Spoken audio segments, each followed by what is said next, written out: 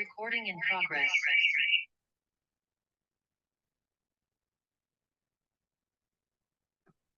Udah mulai belum?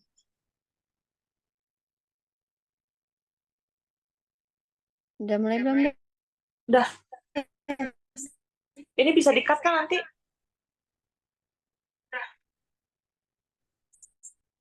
Yang di laptop di dulu kayak. Iya. Nggak apa-apa Des, justru kalau lu kayak lama-lama ini sambil buka Canva itu biarin durasinya jalan.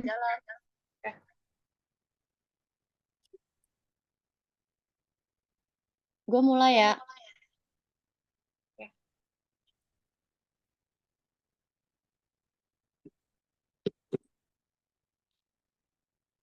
Assalamualaikum. Kita dari kelompok 10 mata kuliah manajemen risiko ingin memaparkan materi chapter kedua atau pertemuan perkuliahan kedua dengan judul jenis risiko industri keuangan. Perkenalkan, saya Kayla Rizka dengan NIM 202211111013 dan teman saya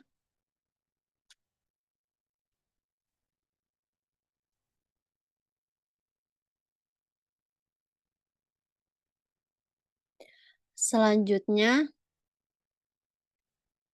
saya ingin memaparkan atau membacakan mengenai pendahuluan dari materi tersebut.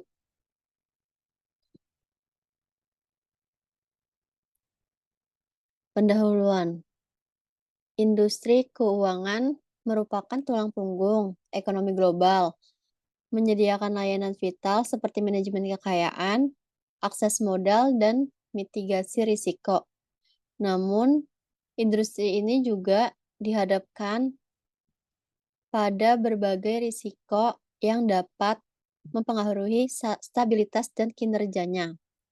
Risiko-risiko utama dalam industri keuangan meliputi risiko kredit, atau contohnya itu kayak kemungkinan gagal bayar debitur. Jadi misalnya ada orang yang berhutang tapi nggak bayar-bayar.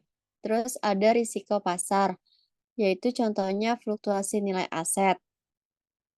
Lalu ada risiko likuiditas, itu kesulitan memenuhi kewajiban keuangan.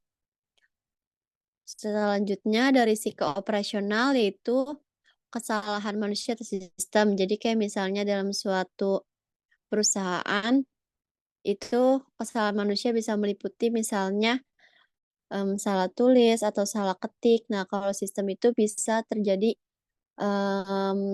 kendala di suatu perangkat yang ada di perusahaan. Dan yang terakhir itu risiko hukum atau kepatuhan. Memahami dan mengelola risiko-risiko ini adalah kunci untuk menjaga stabilitas dan keberlanjutan industri keuangan, serta mencegah dampak luas yang dapat terjadi pada perekonomian. Selanjutnya,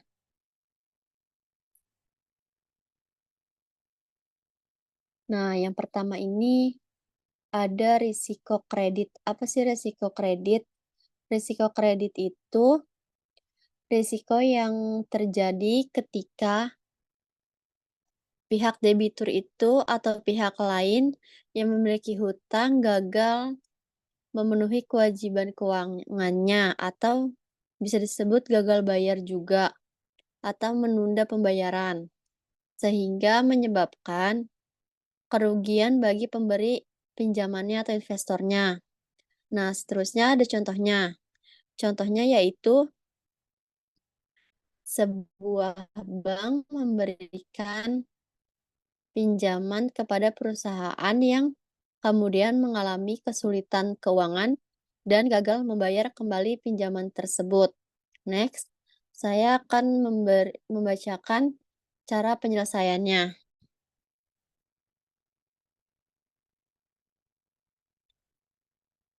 Nah, di sini ada penyelesaiannya ada 3 nih. Ada diversifikasi portofolio, Ada penilaian kredit yang ketat, ada asuransi kredit.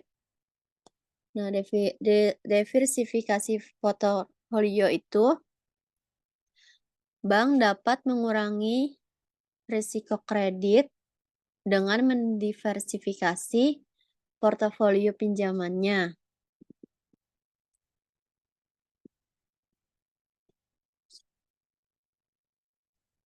Memberikan pinjaman kepada berbagai sektor dan pelanggan yang berbeda. Nah, diversifikasi itu apa?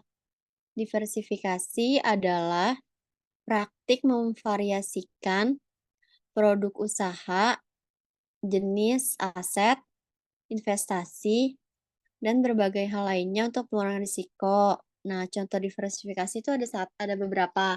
Yang satu itu diversifikasi produk. Perusahaan memproduksi beberapa produk dengan unsur intrinsik mirip, tapi memiliki perbedaan dari segi lain. Kalau diversifikasi investasi itu investor yang meletakkan investasi pada berbagai jenis investasi untuk mengurangi sebuah risiko yang terjadi. Nah, terus kalau diversifikasi konten, itu kreator konten menggabungkan berbagai format dan saluran ke dalam strategi konten. Dan yang terakhir itu ada diversifikasi geografis. Itu apa? Investor menyimpan modal investasi kepada produk yang berasal dari berbagai tempat di dunia. Nah, dalam dunia bisnis ini ada beberapa strategi diversifikasi usaha, yaitu diversifikasi vertikal, diversifikasi horizontal, diversifikasi konsentris, dan diversifikasi konglomerasi. Nah, penyelesaian yang kedua itu dengan cara menilai kreditnya secara ketat, yaitu melakukan analisis kredit yang menyuruh sebelum memberikan pinjaman untuk memastikan bahwa debitur memiliki kapasitas yang memadai untuk melunasi hutang.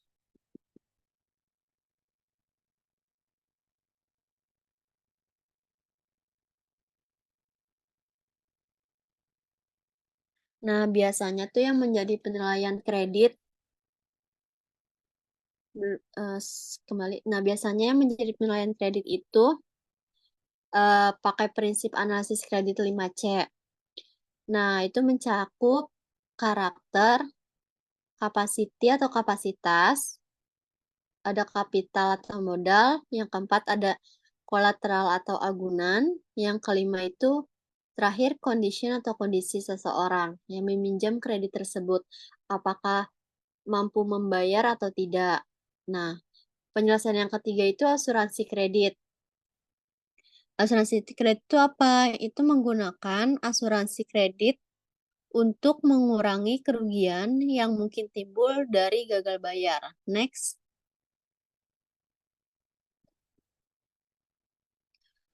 2. Risiko pasar. Risiko pasar yaitu risiko yang berkaitan dengan fluktuasi nilai aset keuangan yang dipegang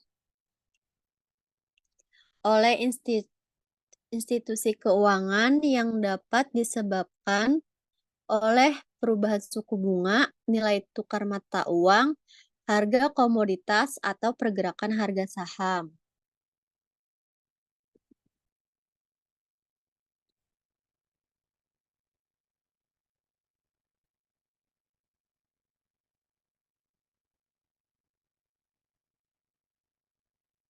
Nah, aku punya contohnya nih. Contohnya yaitu sebuah perusahaan investasi yang mengalami kerugian besar ketika nilai saham yang mereka pegang turun tajam akibat ketidakstabilan ekonomi secara global. Next, ada penyelesaiannya.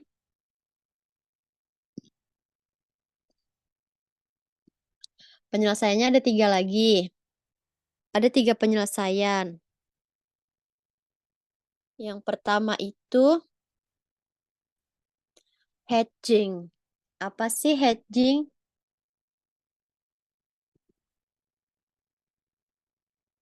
Nah, hedging itu adalah strategi atau teknik untuk mengurangi risiko kerugian akibat fluktuasi harga di pasar keuangan. Hedging juga dikenal sebagai lindung nilai. Nah, penyelesaian dari hedging itu contohnya menggunakan instrumen derivatif seperti opsi atau kontrak berjangka untuk melindungi portofolio dari fluktuasi harga yang merugikan. Yang kedua itu ada diversifikasi aset dengan cara menyebarkan investasi ke berbagai kelas aset, misalnya ada saham, obligasi, komoditas. Terus itu gunanya untuk mengurangi dampak volatilitas pasar. Nah, volatilitas pasar itu adalah ukuran statistik yang menggambarkan tingkat penyebaran imbal hasil dari sekuritas atau indeks pasar tertentu.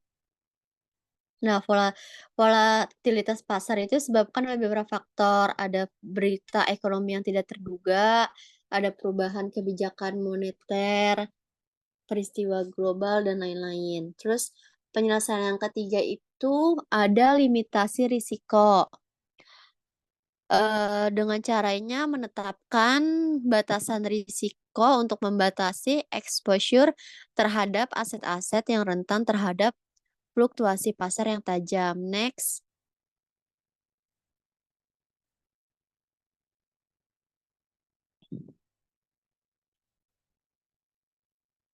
Yang ketiga, ada risiko likuiditas. Nah, risiko likuiditas itu apa? Risiko yang terjadi ketika suatu institusi keuangan atau perusahaan tidak mampu memenuhi kewajiban keuangannya secara tepat waktu tanpa menimbulkan kerugian yang signifikan. Nah, ini tuh seringkali karena ketidakmampuan untuk mengubah aset menjadi kas secara cepat. Nah, terus ada contoh contoh kasusnya itu sebuah bank yang tidak dapat memenuhi permintaan nasabah yang penarikannya dengan jumlah banyak atau besar-besaran selama krisis keuangan karena sebagian besar asetnya itu tidak liquid. Nah, ada penyelesaiannya.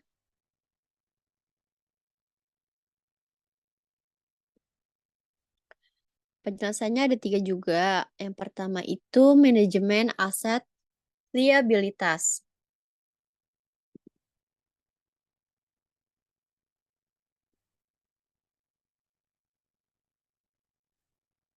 Nah, ALM ini apa sih? ALM itu adalah praktik yang dilakukan untuk mengelola aset dan liabilitas guna mengurangi risiko keuangan. Nah, terus ALM itu tujuannya itu meningkatkan laba bisnis, mengoptimalkan dana yang dihimpun untuk mendapatkan keuntungan. Yang dilakuin oleh ALM itu biasanya itu mengelola keseimbangan antara aset dan liabilitas jangka pendek dan jangka panjang untuk memastikan likuiditas yang memadai. Lalu penyelesaian yang kedua itu ada cadangan kas. Nah, yang dilakukan oleh cadangan kas ini untuk penyelesaian masalah yang tadi itu adalah dengan cara mempertahankan cadangan kas yang cukup untuk memenuhi kewajiban mendesak. Nah, cadangan kas itu apa sih? Nah, cadangan kas itu adalah uang yang disimpan oleh perusahaan atau individu untuk memenuhi kebutuhan pendanaan jangka pendek atau yang darurat. Nah, cadangan kas itu bisa berupa uang tunai yang merupakan bentuk kekayaan atau aset jangka pendek dan bisa juga investasi jangka pendek. Investasi jangka pendek itu adalah surat utang negara contohnya. Nah, terus penyelesaian yang ketiga itu akses ke lender of last resort. Nah, ini tuh caranya itu dengan memastikan akses ke fasilitas pinjaman darurat dari bank sentral atau institusi lain yang dapat menyediakan likuiditas dalam situasi krisis. Oke, next.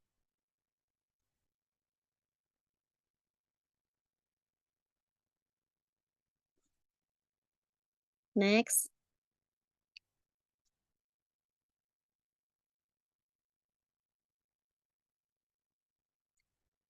Nah, yang keempat itu ada risiko operasional.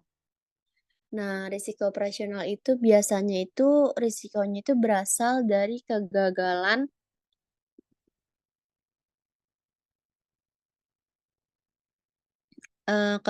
dari internal internal itu contohnya ada kesalahan manusia atau human error, terus ada kesalahan sistem, itu gangguan sistem teknologi, atau kejadian eksternal.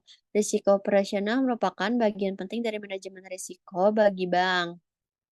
Nah, terus beberapa contoh risiko operasional yang terjadi bank itu antara lain tuh ada kecelakaan kerja, kesalahan sistem komputer, terus ketidaktelitian dalam pembukuan, terus ada gangguan teknis, ada kesalahan produksi, terus ada kerusakan aset fisik, ada kecurangan juga atau penipuan. Nah, contoh kasusnya itu ada sebuah bank yang menderita kerugian besar akibat kesalahan teknis pada sistem IT yang menyebabkan hilangnya data transaksi nasabah tersebut. Nah, ada penyelesaiannya. Next, penyelesaiannya. Nah, cara penyelesaiannya itu biasanya pengawasan dan kontrol internal. Itu apa sih? Mengimplementasikan sistem pengawasan yang ketat untuk meminimalkan risiko kesalahan manusia atau sistem. Terus ada pelatihan dan pendidikan.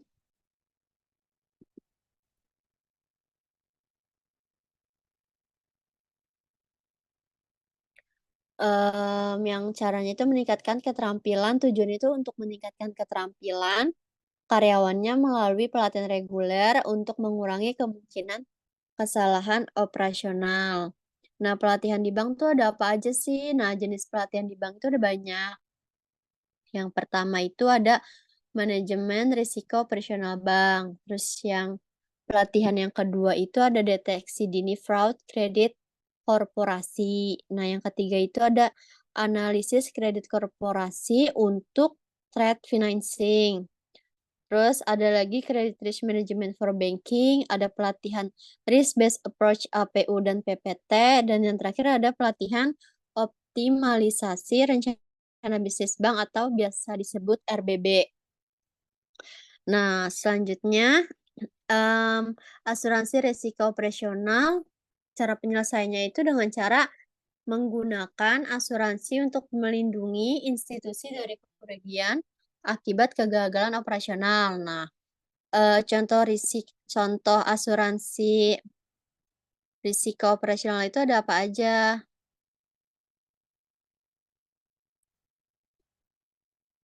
Nah, contoh asuransi risiko operasional itu ada contohnya, misalnya eee, asuransinya itu bisa diklaim kalau contohnya itu misalnya kesalahan sistem komputer, kesalahan produksi, pencurian data, terus serangan cyber, pencurian atau kecurangan, kayak gitu. Terus apa sih itu asuransi risiko operasional? Nah, ini tuh ada ikatannya itu namanya IAIS atau Asosiasi Pengawasan Asuransi Internasional yang mendefinisikan bahwa risiko operasional sebagai risiko perubahan merugikan dalam nilai sumber daya modal yang diakibatkan oleh peristiwa operasional seperti ketidakcukupan atau kegagalan sistem internal, personel, prosedur, atau pengendalian serta sebagai peristiwa eksternal. Nah, terus apa saja contoh risiko operasional itu banyak ya. Nah, selanjutnya akan dilanjutkan oleh teman saya Desi. Nah, yang terakhir ini ada ancaman pada mobile banking. Ini hasil data dari Jurnal yang saya baca, ini tuh, beberapa ancaman pada mobile banking itu biasanya 15% itu dari serangan malware. Nah, terus 24% dari penyalahgunaan hak akses, jadi jangan bagiin OTP atau kode sandi kepada pihak yang tidak bersangkut, terus 19%-nya ada serangan phishing pada nasabah, terus 32% pencurian data, dan yang terakhir 9% itu dari kesalahan komputer. Da next.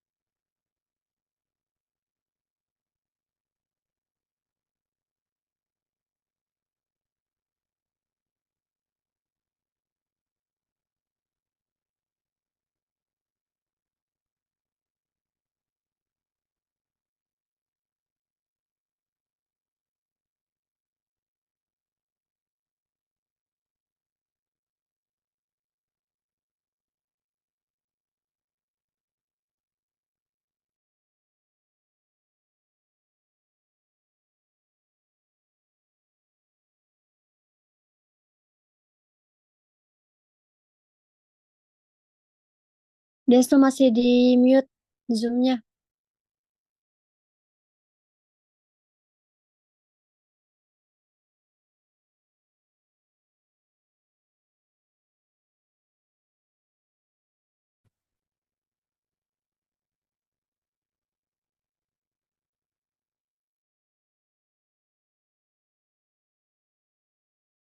Baik, mohon maaf ada kesalahan sedikit.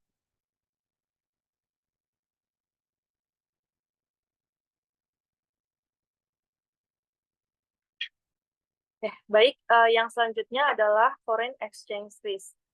Jadi, foreign exchange risk ini adalah paparan yang merugikan akibat adanya fluktuasi nilai tukar valuta asing. Atau hal ini juga sering disebut dengan resiko perubahan nilai mata uang. Nah, risiko ini itu sangat relevan bagi perusahaan, investor, ataupun pemerintah yang melakukan transaksi internasional atau memiliki exposure terhadap mata uang asing. Kenapa? Karena hal ini tuh akan mengakibatkan keuntungan ataupun kerugian bagi perusahaan dan investor. Untuk risiko ini sendiri ada 3 jenis, ada risiko transaksi, ada risiko transaksi, dan risiko ekonomi. Untuk risiko transaksi itu akan terjadi jika ada perbedaan nilai tukar antara waktu kontrak yang ditetapkan dan waktu pembayaran dilakukan.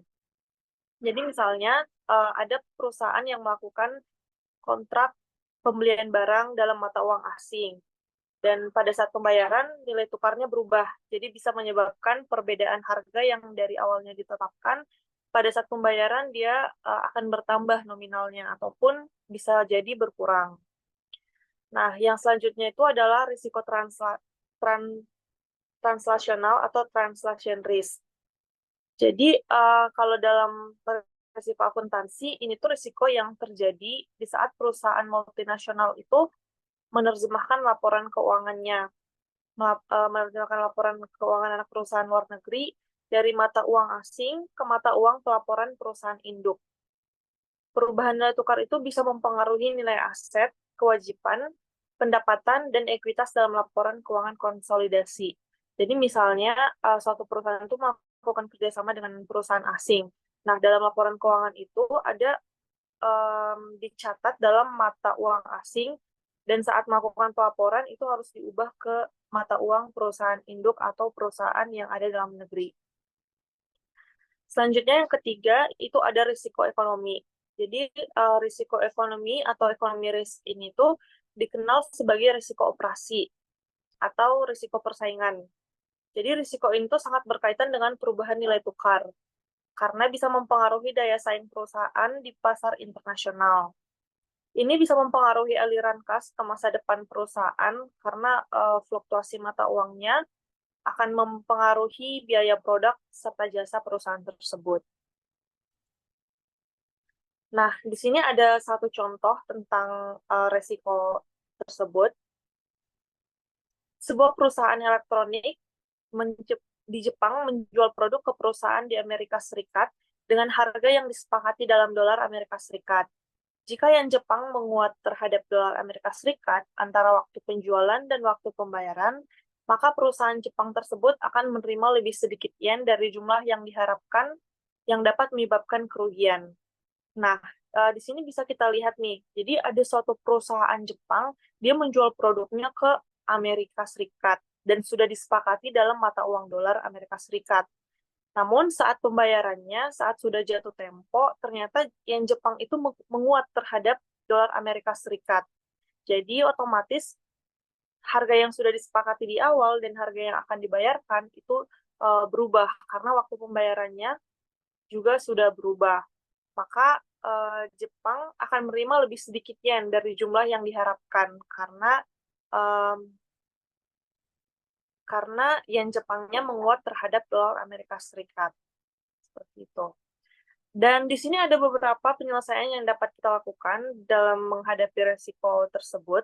Yang pertama namanya ada hedging.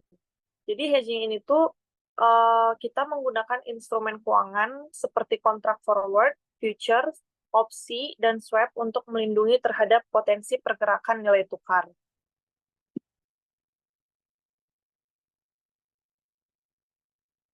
Oke. Nah, yang kedua ini ada natural hedging, di mana kita bisa mengatur operasi bisnis rupa untuk mengurangi exposure nilai tukar. Misalnya, kita bisa mendirikan fasilitas produksi di pasar luar negeri, tempat mereka menjual produk. Selanjutnya ada diversifikasi mata uang, di mana kita bisa memegang portofolio suatu mata uang yang terdiversifikasi untuk mengurangi risiko paparan terhadap fluktuasi mata uang tertentu. Seperti tadi ada yen Jepang dan dolar Amerika, kita bisa memegang portofolio mata uang kedua negara tersebut.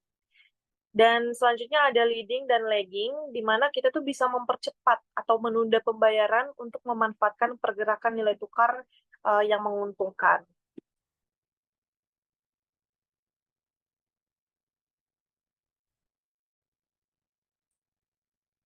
Oke, nah untuk resiko selanjutnya, di sini kita ada resiko off balance sheet risk. Um, jadi untuk off balance sheet risk ini tuh adalah resiko yang timbul dari aktivitas atau kewajiban keuangan yang tidak tercatat pada neraca atau balance sheet perusahaan. Karena risiko ini muncul disebabkan oleh adanya aktivitas yang menyebabkan kewajiban atau kerugian potensial bagi perusahaan.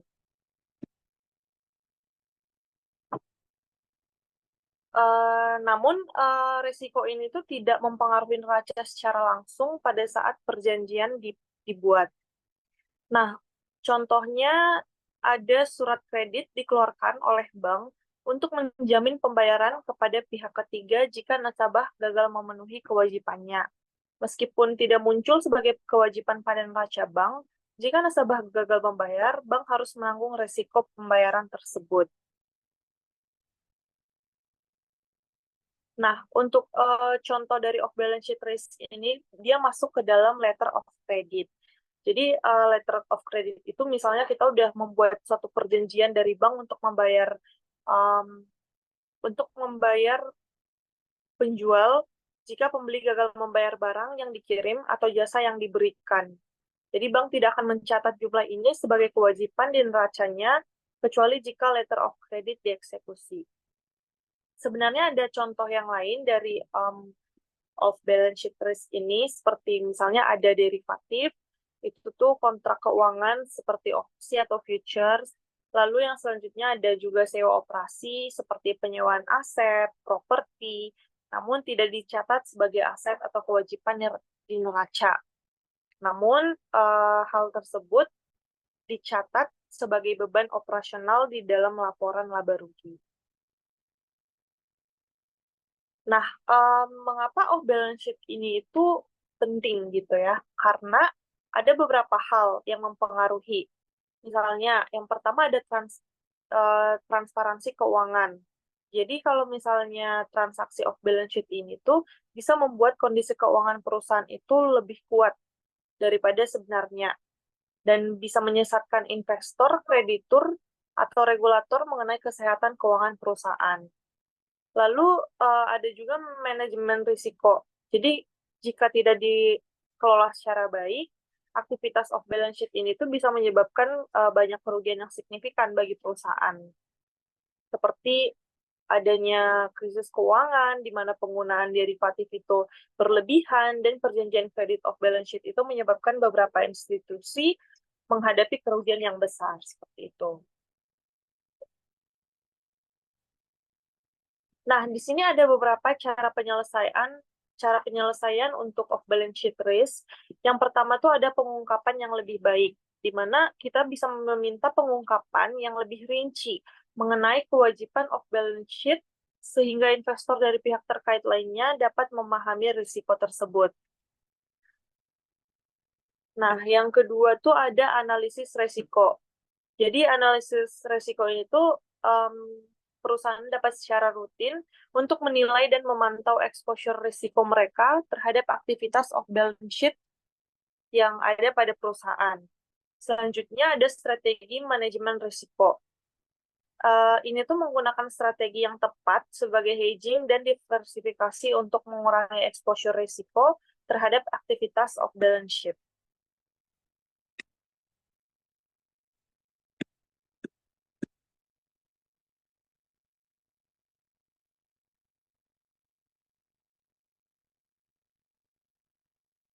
Oke.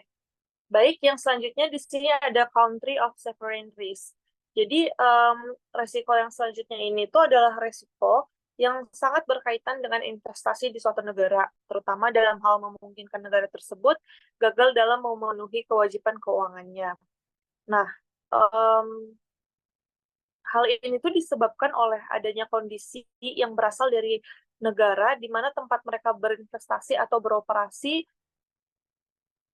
dipengaruhi oleh beberapa faktor yang ada di luar kendali oleh perusahaan tersebut, termasuk adanya perubahan dalam kebijakan ekonomi, politik, sosial, atau hukum suatu negara. Di sini kita bisa lihat ada beberapa komponen utama dalam resiko ini. Yang pertama tuh ada resiko politik. Jadi resiko politik itu adalah risiko yang timbul akibat adanya perubahan dalam pemerintahan atau kebijakan politik suatu negara, seperti adanya nasionalisasi aset, ekspropriasi, atau pembatasan transfer modal. Jadi misalnya nih di sebuah negara tuh ada perubahan rezim atau kebijakan yang mengubah peraturan pajak atau undang-undang kepemilikan asing dan dapat mempengaruhi keuntungan atau keberlangsungan operasi bisnis di negara tersebut. Nah, yang selanjutnya ini ada risiko ekonomi. Jadi risiko ekonomi ini tuh sangat berkaitan ya dengan ekonomi makro suatu negara. Seperti misalnya ada inflasi, perubahan ekonomi yang drastis, dan dapat mengaruhi kemampuan negara untuk memenuhi kewajiban finansialnya. Nah, yang selanjutnya ada risiko kredit negara. Risiko kredit negara itu adalah risiko di mana suatu negara tidak dapat atau tidak mau memenuhi kewajiban utangnya. Jadi ini tuh termasuk risiko default pada obligasi pemerintah atau gagal bayar pada pinjaman internasional. Misalnya ketika negara mengalami krisis utang dan tidak mampu membayar kembali uang kepada kreditor internasional. Jadi misalnya kita membeli obligasi negara yang akan dibayarkan pada waktu tertentu yang sudah disepakati. Namun, karena adanya resiko ini, jadi ada potensi di mana negara itu mengalami kerugian sehingga tidak bisa membayar obligasi yang sudah kita beli, seperti itu. Selanjutnya ada risiko hukum dan regulasi. Jadi kalau risiko hukum ini tuh dia muncul dari perubahan dalam hukum atau peraturan yang dapat mempengaruhi investasi atau operasi bisnis. Misalnya adanya perubahan dalam undang-undang perlindungan lingkungan, hak kepemilikan intelektual, atau juga regulasi yang membatasi operasi bisnis asing. Jadi Jadi perubahan komponen hukum dan regulasi dalam negara juga sangat beresiko terhadap keuangan suatu perusahaan gitu, karena berimpact kepada masyarakat. Lalu yang terakhir itu adalah risiko transfer dan konversi. Artinya suatu negara itu mungkin akan membatasi atau melarang transfer mata uang asing ke luar negeri, atau juga bisa jadi tidak mengizinkan konversi mata uang lokal ke mata uang asing. Karena hal ini sering juga terjadi di negara yang menghadapi krisis cadangan devisa seperti itu.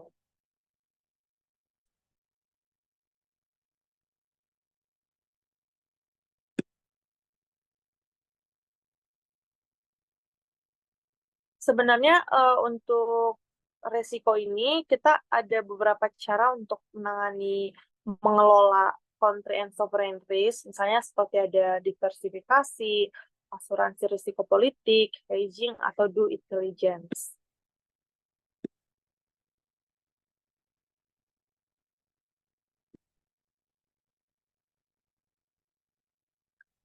Baik, selanjutnya di sini ada contoh pada resiko tersebut, di mana pada tahun 2009, Yunani menghadapi krisis utang besar ketika defisit anggaran yang jauh lebih besar dari yang dilaporkan sebelumnya terungkap.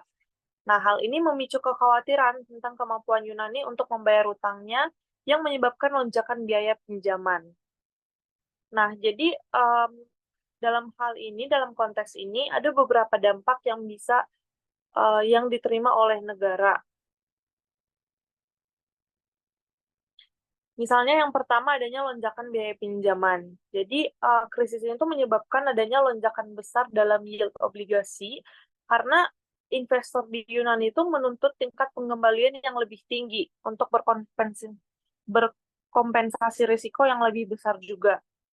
Jadi biaya pinjaman yang meningkat ini akan mempersulit aparatur negara di Yunani untuk mendapatkan pembiayaan dari pasar untuk karena memperparah krisis likuiditas seperti itu. Nah, yang kedua dampaknya juga adalah penurunan peringkat kredit, di mana agen pemeringkat kredit global seperti Moody's menurunkan peringkat kredit Yunani ke tingkat junk atau sampah, menunjukkan peningkatan risiko default. Penurunan peringkat ini akan meningkatkan biaya pinjaman lebih lanjut dan menyebabkan aliran modal keluar dari negara tersebut. Nah, yang ketiga ada krisis kepercayaan di zona euro, artinya hal ini akan memicu krisis kepercayaan yang lebih luas terhadap stabilitas keuangan zona euro, terutama karena kekhawatiran bahwa masalah Yunani ini tuh akan menyebar ke negara-negara lain dengan masalah fiskal yang serupa, seperti Portugal, Irlandia, Italia, Spanyol, dan kemudian juga akan dikenal sebagai kelompok PIGS. Nah, yang terakhir itu ada intervensi internasional, atau ini juga disebut sebagai bailout. Nah, untuk mencegah default yang berpotensi mengancam stabilitas ini, ekonomi Eropa dan global, Yunani menerima paket bailout dari Uni Eropa, Bank Sentral Eropa, dan menerima dana moneter internasional pada tahun 2010. Nah, di sini ada cara penyelesaian terhadap masalah krisis keuangan Yunani tersebut, yaitu paket bailout internasional. Nah, jadi paket bailout internasional ini tuh adalah pemberian bantuan keuangan dari pemegang obligasi ke perusahaan atau negara yang jika tidak dibantu akan mengalami kebangkrutan atau kegagalan. Jadi pada saat itu Yunani menerima bantuan itu dari zona euro dan global, Uni Eropa, Bank Sentral Eropa juga. Nah, untuk bailout pertama itu dilakukan pada tahun 2010. Mereka menerima paket bailout pertama sebesar 110 miliar euro dari Uni Eropa. Jadi paket ini tuh dimaksudkan untuk memberikan Yunani likuiditas yang diperlukan untuk membayar utangnya sehingga menghindari adanya default segera. Nah, selanjutnya untuk bailout kedua itu dilakukan pada tahun 2012 di mana karena ekonomi Yunani itu terus memburuk, maka paket duit kedua itu akan disalurkan pada Februari 2012 sebanyak 130 miliar euro. Nah, untuk build ketiga itu dilakukan pada tahun 2015 setelah referendum yang menolak langkah penghematan sebelumnya. Jadi Yunani dan kreditur um, menerima build ketiga sebesar 86 miliar dengan persyaratan yang mencakup reformasi lebih lanjut dan langkah-langkah penghematan. Nah, yang kedua itu adalah langkah-langkah penghematan, di mana hal ini itu adalah syarat untuk menerima bantuan keuangan dari Boylut. Yunani itu harus menerapkan langkah-langkah penghematan yang ketat dan reformasi struktural untuk menurunkan defisit anggarannya dan meningkatnya daya saing ekonomi. Jadi karena Yunani itu udah mengalami kerugian kebangkrutan keuangan di negaranya, jadi Yunani dituntut untuk melakukan langkah-langkah penghematan. Jadi melakukan anggaran negara itu ke hal-hal yang lebih um, prioritas seperti itu. Nah, yang terakhir itu ada reformasi struktural dan ekonomi, di mana hal ini tuh ditujukan untuk mendorong pertumbuhan ekonomi dan meningkatkan efisiensi. Jadi Yunani juga diharuskan untuk melakukan reformasi struktural yang meliputi reformasi sistem pensiun, reformasi administrasi publik, dan modernisasi sistem pajak.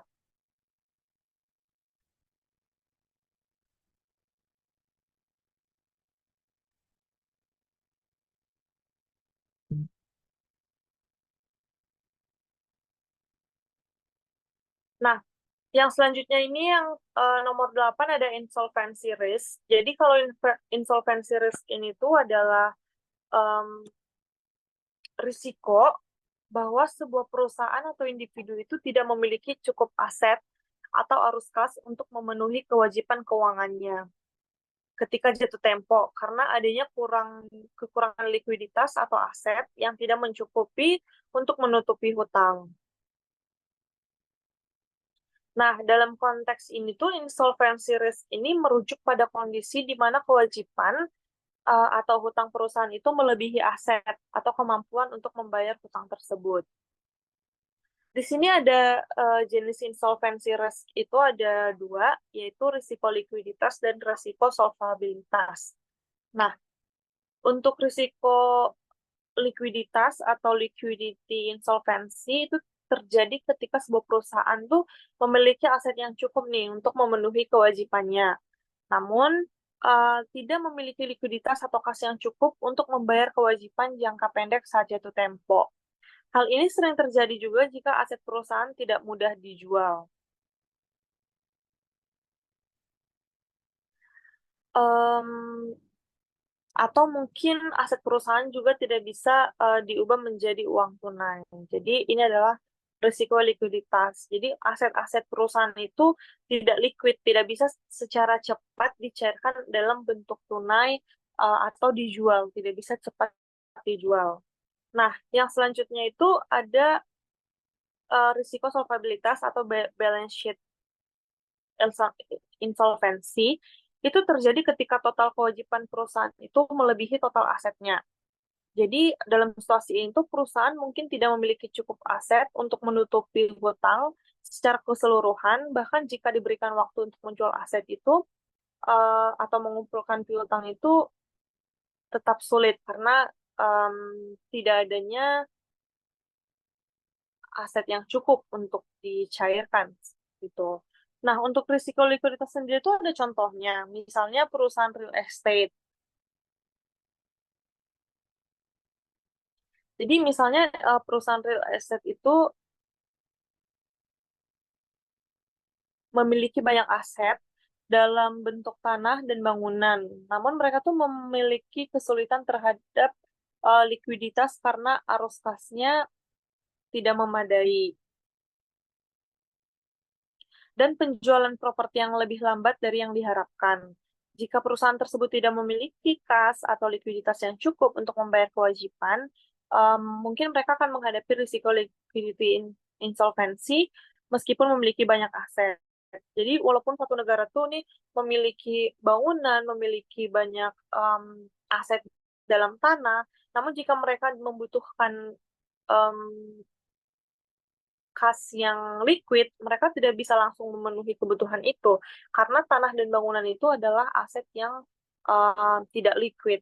Jadi pencairannya ke dalam bentuk tunai itu atau dijual itu sangat sulit karena dalam berbentuk aset yang tidak liquid seperti itu.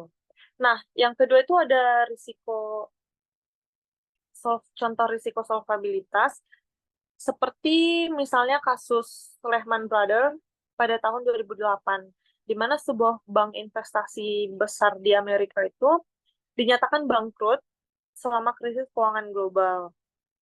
Nah, meskipun Lehman memiliki sejumlah besar aset neracanya, nilai aset tersebut anjlok drastis karena paparan besar terhadap sekuritas berbasis hipotek subprim yang tidak liquid dengan kewajiban yang jauh melebihi nilai aset. Setelah penurunan pasar Lehman, mereka tidak bisa memenuhi kebutuhan asetnya.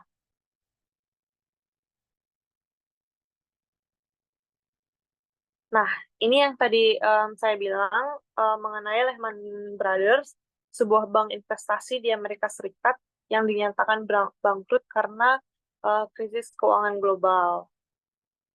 Walaupun Lehman ini memiliki banyak aset di neracanya, nilai aset tersebut tuh anjlok drastis karena adanya paparan besar terhadap sekuritas berbasis hipotek subprime yang tidak liquid. Tuh.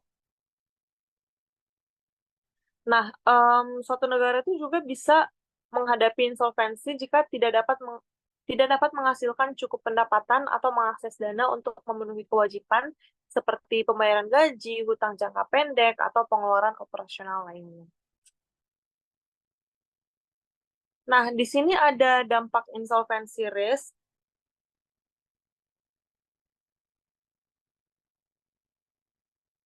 Nah, di sini ada beberapa dampak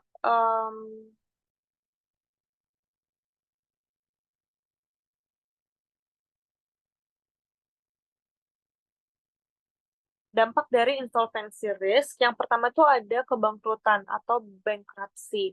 Jadi jika insolvensi itu tidak ditangani, itu dapat menyebabkan kebangkrutan, di mana perusahaan harus melalui proses hukum untuk menyelesaikan hutangnya. Nah, ada beberapa dampak dari kebangkrutan nih.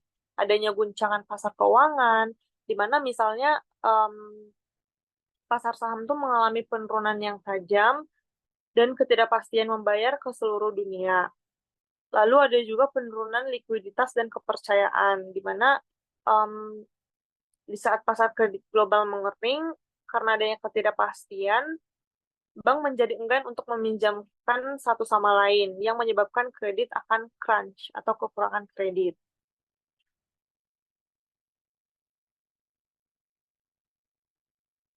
Nah, selanjutnya ada restrukturisasi. Jadi, insolvensi itu dapat menyebabkan restrukturisasi utang atau operasional, di mana perusahaan atau individu menegosiasikan ulang syarat-syarat utangnya dengan kreditur. Nah, di sini juga ada yang ketiga, kehilangan aset, di mana perusahaan atau individu itu dipaksa untuk menjual aset untuk menghasilkan uang tunai guna membayar utang mereka.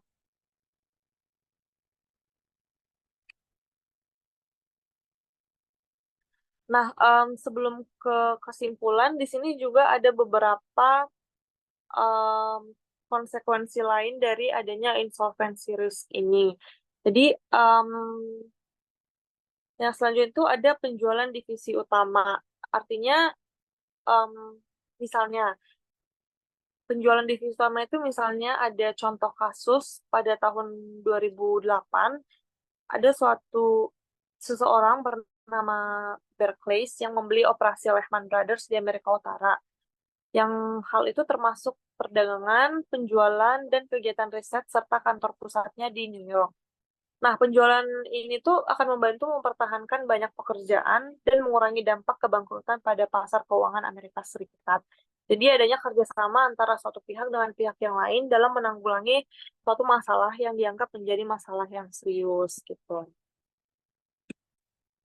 Nah, ada juga nih pengaturan dan pembayaran kepada kreditur, di mana proses kebangkrutan itu melibatkan penilaian dan penyelesaian klaim dari ribuan kreditur, termasuk bank, investor, karyawan, dan pada akhirnya tuh kita tuh akan menerima sebagian kecil dari klaim mereka, dan pembayaran itu akan dilakukan selama beberapa tahun setelah kebangkrutan.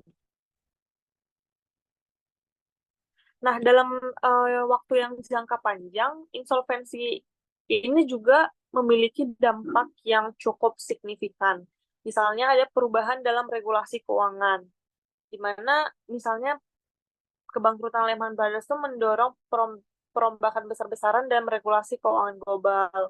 Terus ada juga nih kesadaran akan risiko sistematik, perubahan dalam praktik manajemen risiko, lalu kesadaran akan risiko sistematik, perubahan dalam praktik manajemen risiko, dan yang pastinya akan berisiko tinggi untuk perusahaan serta mengurangi penggunaan leverage yang tinggi dan juga meningkatkan transparansi dalam operasi dalam mencegah krisis likuiditas dan solvabilitas.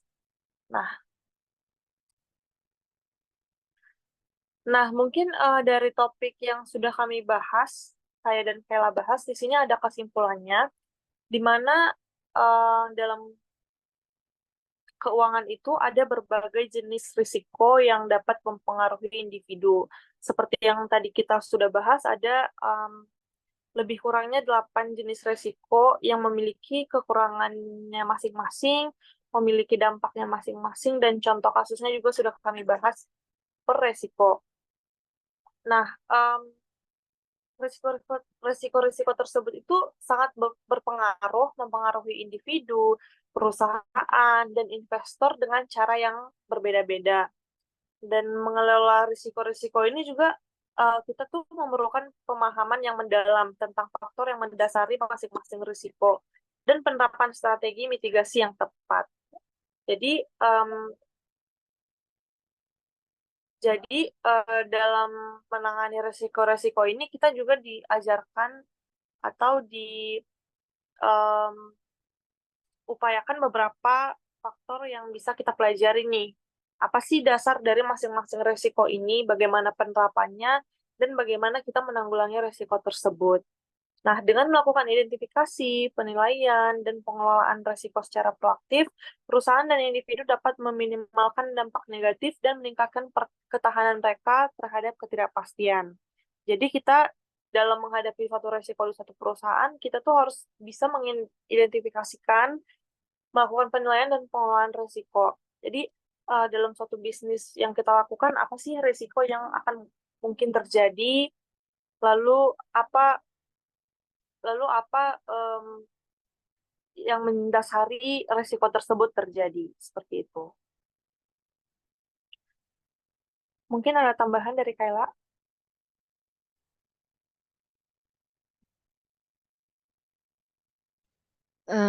Sekiranya kayaknya cukup, namun tambahannya nggak ada.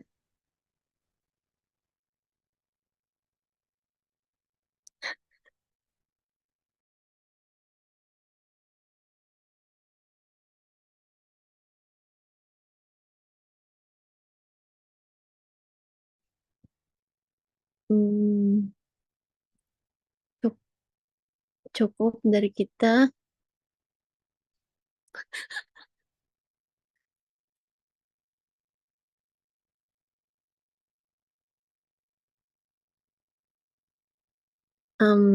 Kayaknya deh.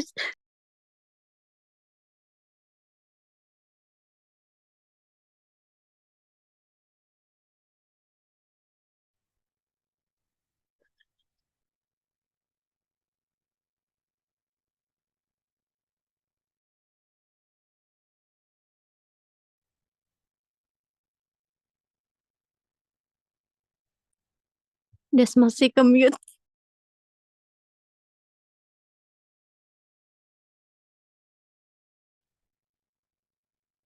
Oke, mungkin sekian presentasi dari kelompok kami. Jika ada Oh, kesalahan, Jika ada kesalahan, mohon maaf kurang lebihnya. Em,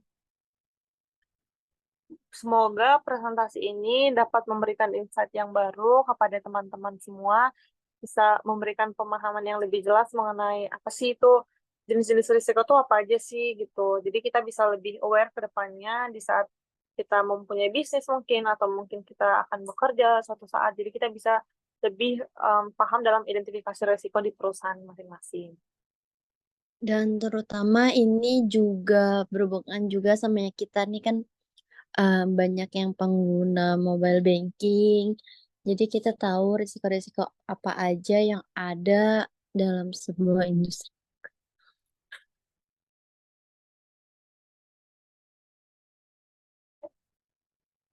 Baik, mungkin ada lagi tambahan dari Kayla sebelum kita tutup presentasinya.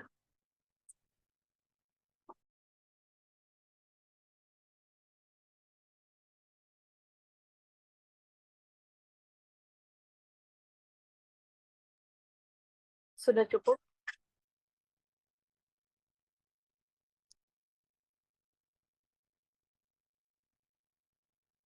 Oke.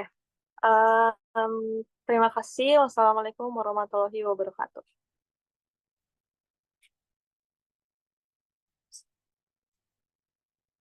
Terima kasih, Bapak. Terima kasih Pak Sparta.